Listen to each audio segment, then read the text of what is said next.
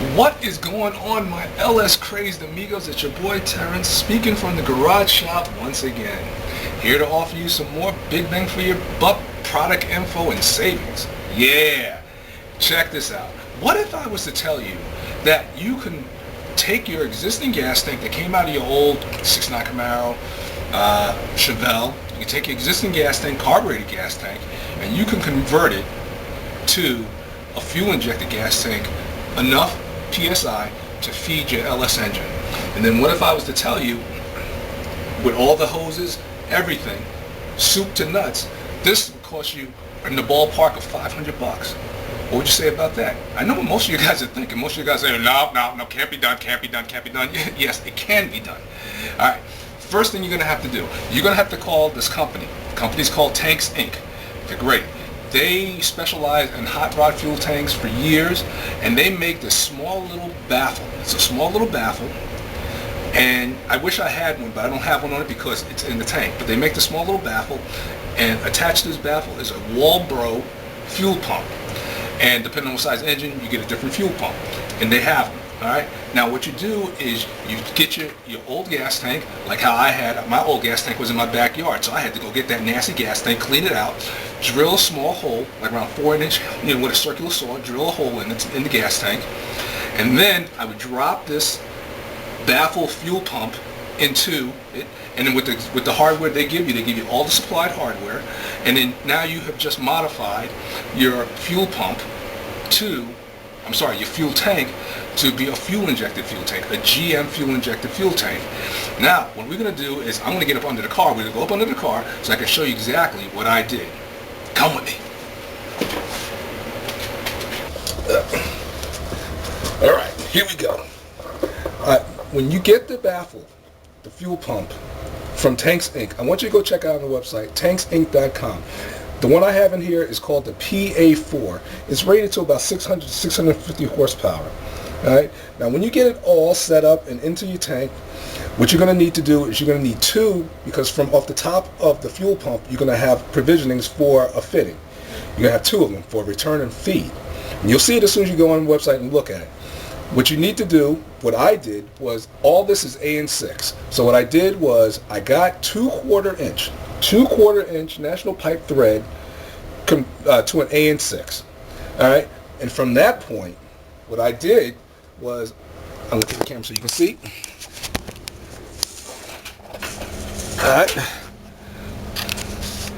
right. Here's my feed and return. These two lines right there from at the top of the gas tank. So it went from the National Pipe thread, 1/4 inch to AN6, and then from an AN6 it went into a female AN6 fitting, and then two of them for feed and return, and then I made these two hoses and went to another two female AN6 fittings, which then goes to quick disconnect. I think it's a 5/16 and a 3/8. Again, AN6, this is quick disconnect, and this is a Corvette style fuel filter, Corvette 99 and above, 1999 and above Corvette fuel filter. And if you go step on up to the other side, you can see again, this is the fill filter, and this little piece right here that's sticking out the fill filter, sometimes it comes with the fill filter, sometimes it doesn't. That's a quick disconnect. And then it went to another female AN6. So it's a total of 5 female AN6s, which you're going to need, AN6 female, if you're going to go with a stainless steel and line, and you're going to make your own lines. And from that point on, it goes to the front of the engine. It goes to the engine. And I know, what you're thinking, like, hey, I could just go and put an external fuel line, a fuel pump, that sticks on the fuel rails, and I'll be fine. But with the external fuel rail, you're going to have noise, and when you have the internal one, it kind of cools the fuel pump off, so you're better off with that. But then, as you can see, like I said, it ran. I don't know if you can see that, but that line right there goes to the fuel rail, and it's a really cool piece because for about, the pump itself costs about $245, $50, and that is just really, really good savings, especially if you want to do this yourself. Okay, here we go. We're back to the top of the engine. All right.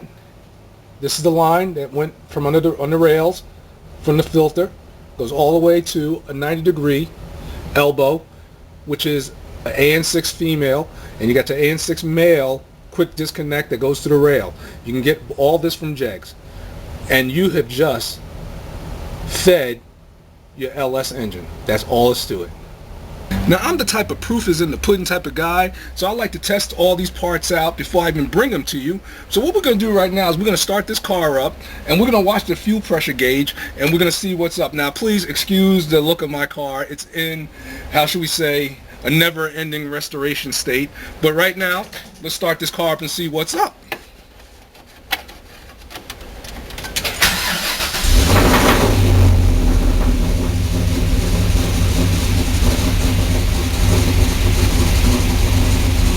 Tank's ink. Look at this.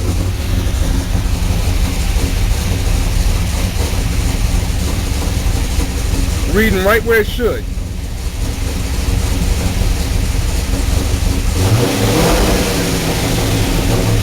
Look at that. Reading right where it should.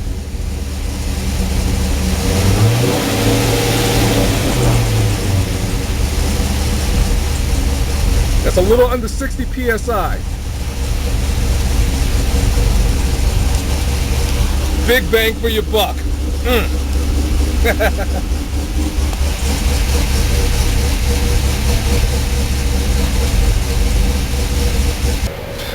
Now, the hose that I used was the ProFlow 200 from Jegs.